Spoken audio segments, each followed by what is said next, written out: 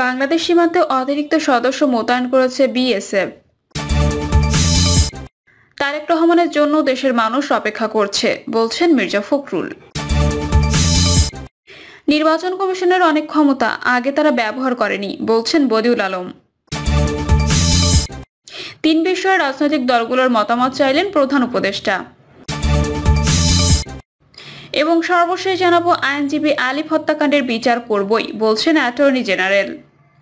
শুনছিলেন সংবাদ শিরোনাম, এবারে বিস্তারিত। বাংলাদেশ সীমান্তে অতিরিক্ত সদস্য মোতায়েন করেছে বিএসএফ। বাংলাদেশের চলমান পরিস্থিতিতে ভারত বাংলাদেশ সীমান্তে নিরাপত্তা ব্যবস্থা জোরদার করেছে ভারতীয় সীমান্তরক্ষী বাহিনী। বাংলাদেশের সহিংসতা ও অস্থিতিশীলতা বৃদ্ধির প্রক্রিয়ায় সীমান্তে বিএসএফ এর অতিরিক্ত সদস্য মোতায়েন করা হয়েছে বলে জানিয়েছেন দেশটির এই সীমান্তরক্ষী বাহিনী। জাতীয় ভারতীয় বার্তা সংস্থা এএনআই এর এক প্রতিবেদনে বাংলাদেশ ভারত সীমান্তে বিএসএফ এর সতর্কতামূলক পদক্ষেপের খবর দেওয়া হয়েছে। প্রতিবেদনে বলা হয়েছে, গত 2রা ডিসেম্বর ত্রিপুরার আগরতলায় বাংলাদেশের সহকারী হাইকমিশনার অফিসে হামলার ঘটনার পর পরিস্থিতি উত্তপ্ত হয়ে উঠেছে। তিন দিক থেকে বাংলাদেশ বেষ্টিত ত্রিপুরার সঙ্গে ভৌগোলিক নৈকট্য এবং সাংস্কৃতিক সম্পর্কের কারণে রাজনীতিতে ব্যাপক উত্তেজনা দেখা দিয়েছে। এমন পরিস্থিতিতে ভারতীয় কর্তৃপক্ষ বাংলাদেশ সীমান্তে টহল ও নজরদারি জোরদার করেছে। এএনআই বলছে, কোনো ধরনের অপ্রীতিকর ঘটনা যাতে না ঘটে সেজন্য বিএসএফ এর সদস্যদের সীমান্তে উচ্চ সতর্কতাবস্থায় থাকার নির্দেশ দেওয়া হয়েছে। বিএসএফ এর কয়েকজন কনস্টেবলের সঙ্গে কথা বলেছে এএনআই। এ সময় তারা বাংলাদেশ সীমান্তে অতিরিক্ত নিরাপত্তা জোরদারের ঘটনায় নিজেদের আত্মবিশ্বাসের কথা তুলে ধরেছেন। কিন্তু কেন হঠাৎ করে বিএসএফ এর জওয়ানদের এই ধরনের আত্মবিশ্বাসের কথা প্রতিবেদনে তুলে ধরা হয়েছে সেই বিষয়ে কিছু জানায়নি ANI. BSF constable Riyanka Mukherjee বলেন, বিএসএফ এ কাজ করার সময় তিনি নিজেকে ক্ষমতাবান এবং আত্মবিশ্বাস হিসেবে মনে করেন। তিনি বলেন, আমি কনস্টেবল রিয়াঙ্কা মুখার্জি, গত 4 বছর ধরে বিএসএফ এ কাজ করছি। দায়িত্ব পালন করার সময় আমরা নিজেদের ক্ষমতাশালী বোধ করি। আমাদের সমাজের সকল নারীকে এটা বোঝানোর জন্য আত্মবিশ্বাসী করে তোলে যে আমরা নিজেদের দায়িত্ব নিতে পারি। তারেক রহমানের জন্য দেশের মানুষ অপেক্ষা করছে, বলছেন মির্জা ফখরুল। বিএনপি মহাসচিব মির্জা ফখরুল ইসলাম আলমগীর বলেছেন, আমরা তারেক রহমানকে আর এখানে রাখতে চাই না। দেশের মানুষ তার জন্য অপেক্ষা করছে। বলছে, কবে তারেক রহমান দেশে আসবেন। মির্জা ফখরুল বলেন, আমাদের আগরতলা কনসুলেটে হামলা করেছে, কলকাতায় হামলা হয়েছে। আমাদেরকে অত্যন্ত সতর্কতার সঙ্গে আগামী সময় পার করতে হবে। বিএনপি মহাসচিব বলেন, ভারত অতীতে বাংলাদেশের জনগণের সঙ্গে যে ভুল করেছে সেটিকে তারা কাটিয়ে ওঠার চেষ্টা করবে। পাশাপাশি বর্তমান যে কার্যকলাপ করেছে তা বন্ধ করবে। শেখ হাসিনা সরকারের সমালোচনা করে তিনি বলেন, অন্তর্বর্তী সরকারের শ্বেতপত্র প্রণয়ন কমিটি চূড়ান্ত প্রতিবেদনে বলেছে, প্রতি বছর গড়ে প্রায় 16 বিলিয়ন মার্কিন ডলার অবৈধভাবে পাচার হয়েছে। চিন্তা করা যায়, একটা দেশের সরকার তার দেশের সম্পদ এভাবে লুট করে নিয়ে যেতে পারে। এই লন্ডনেও সরকারের মাত্র এক ব্যক্তি 365টি বাড়ি রয়েছে। বিএনপির এই নেতা বলেন, সব প্রতিষ্ঠান তারা ধ্বংস করে দিয়েছিল, নির্বাচন ব্যবস্থা ধ্বংস করে দিয়েছে, তিনটি নির্বাচন জোর করে দখল করে নিয়েছিল। মির্জা ফখরুল আরো বলেন, অহেতুক মিথ্যা বলে বাংলাদেশের মানুষকে বিভ্রান্ত করার চেষ্টা করছে ভারত। নির্বাচন কমিশনের অনেক ক্ষমতা আগে তারা ব্যবহার করেনি, বলছেন বদিউল আলম। নির্বাচন কমিশনের অনেক ক্ষমতা আছে, কিন্তু দুর্ভাগ্যবশত আগে তারা ক্ষমতা ব্যবহার করেনি বলে অভিযোগ করেছে নির্বাচন ব্যবস্থা সংস্কার কমিশনের প্রধান ও সুজন সম্পাদক ডক্টর বদিউল আলম মজুমদার।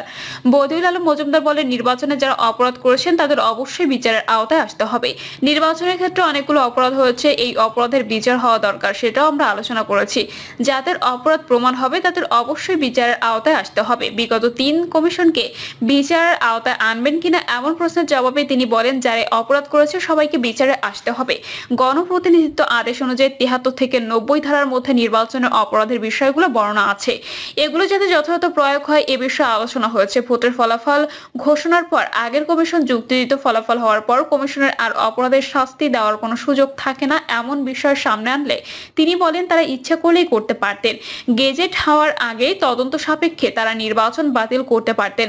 নির্বাচন শুধু বাতিল নয়, তদন্ত সাপেক্ষে পুনর্নির্বাচন দেওয়ার ক্ষমতা তাদের আছে, কিন্তু দুর্ভাগ্যবশত ক্ষমতা তারা ব্যবহার করেনি। বদিউল আলম মজুমদার বলেন, নতুন কমিশন সুষ্ঠু নির্বাচন করার জন্য বদ্ধপরিকর। আমরাও আমাদের অবস্থা থেকে সুচারুভাবে সম্পূর্ণভাবে শেষ করতে পেরে এই সফল হয় সংস্কার প্রস্তাব দেব, যেগুলো তারা কিছু বাস্তবায়ন করবে, আবার কিছু সরকার বাস্তবায়ন করবে, আর কিছু সরকার রাজনৈতিক দলগুলোর সঙ্গে আলাপ আলোচনা করে বাস্তবায়ন করবে। সংস্কার কমিশন প্রধান বলেন, একটা নির্দিষ্ট বিষয় নিয়ে আলোচনা হয়নি। নির্বাচন কমিশন ও তাদের দায় দায়িত্ব, ক্ষমতা, স্বাধীনতার বিষয় নিয়ে আলোচনা হয়েছে। মনোনয়নপত্র চূড়ান্ত করার বিষয়ে সিদ্ধান্ত কার হওয়ার উচিত, আদালতের কি ভূমিকা থাকবে? হলফনামা না ভোট, সীমানা পুনর্নির্ধারণ, পোস্টাল ব্যালট, প্রবাসী ব্যালট, ভোটার তালিকা, নির্বাচনী অপরাধ, এএনআইডি সহ নির্বাচনের সব বিষয় নিয়ে আলোচনা হয়েছে। তিনি বলেন, আমরা এখনো চূড়ান্ত সিদ্ধান্ত নিইনি, কিছু বিষয় চিহ্নিত করেছি, এগুলো নিয়ে আমরা আলাপ আলোচনা করেছি। আমাদের এখনো 1 মাস সময় আছে। আশা করি 1 মাসের মধ্যে আমাদের সুপারিশগুলো চূড়ান্ত করে সরকারের কাছে দেব। ওনাদের কিছু মতামত চেয়েছি, ওনারা কিছু শেয়ার করতে চাইলে শেয়ার করবেন। নির্বাচন কমিশন তাদের ক্ষমতা ব্যবহার করতে পারতো না, এই বিষয়ে কোনো পরামর্শ দিয়েছেন কিনা এমন প্রশ্নের জবাবে তিনি আরো বলেন, নির্বাচন কমিশনের অন্তর্নিহিত ক্ষমতা আছে।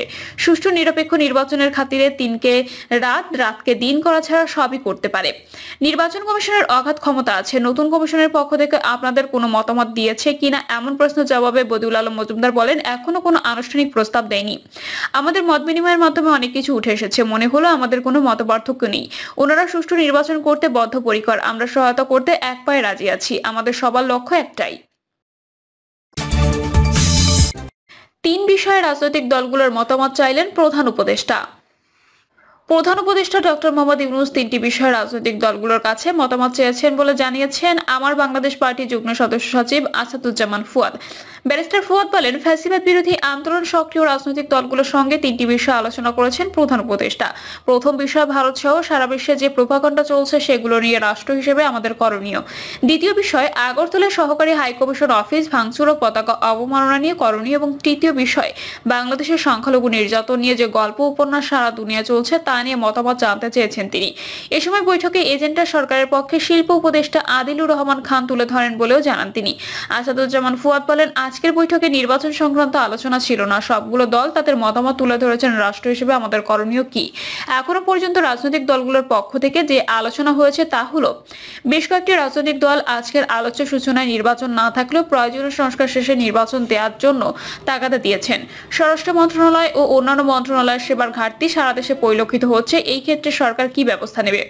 সবাই রাষ্ট্রকে আশ্বস্ত করেছেন, স্বাধীনতা সার্বভৌমত্বের প্রশ্নে এবং জাতীয় স্বার্থের প্রশ্নে আমরা আপনাদের পেছনে আছি, আপনাদের সিদ্ধান্ত ও লড়াইয়ের পেছনে আমরা অংশীদার। তিনি বলেন, দুই একজন পরামর্শ দিয়েছেন সংখ্যালঘুদের ব্যাপারে আমরা একটি জাতীয় কমিশন করতে পারি কি না। জাতীয় কমিশন করলে 50 বছরের বঞ্চনা, বিশেষ করে গত 16 বছরে যে বঞ্চনা হয়েছে তার সত্যতা কতটুকু তা বের হয়ে আসবে, এমন মতামতও কেউ কেউ দিয়েছেন বলেও জানান তিনি। আইনজীবী আলিফ হত্যাকাণ্ডের বিচার করবই বলছেন attorney general. Attorney general Mohammad Asaduzzaman বলেছেন, আইনজীবী সাইফুল ইসলাম আলিফ আমাদের ভাই। বাংলাদেশের 70,000 আইনজীবী পরিবারের সদস্য। বাংলাদেশ বার কাউন্সিল সেই পরিবারের সদস্যকে হারিয়ে অত্যন্ত শোকাহত, মর্মাহত। আমরা তার হত্যাকাণ্ডের প্রকৃত বিচার করবই। অ্যাটর্নি জেনারেল বলেন, আমরা ইতিমধ্যে প্রশাসনের সঙ্গে কথা বলেছি, সর্বোচ্চ ব্যবস্থা নেওয়ার জন্য যেটা করণীয় সেটা আমরা করছি। আলিফ যেমন তার পিতার সন্তান, তেমনি আলিফ আমাদের পরিবারের গর্বিত সদস্য ছিলেন।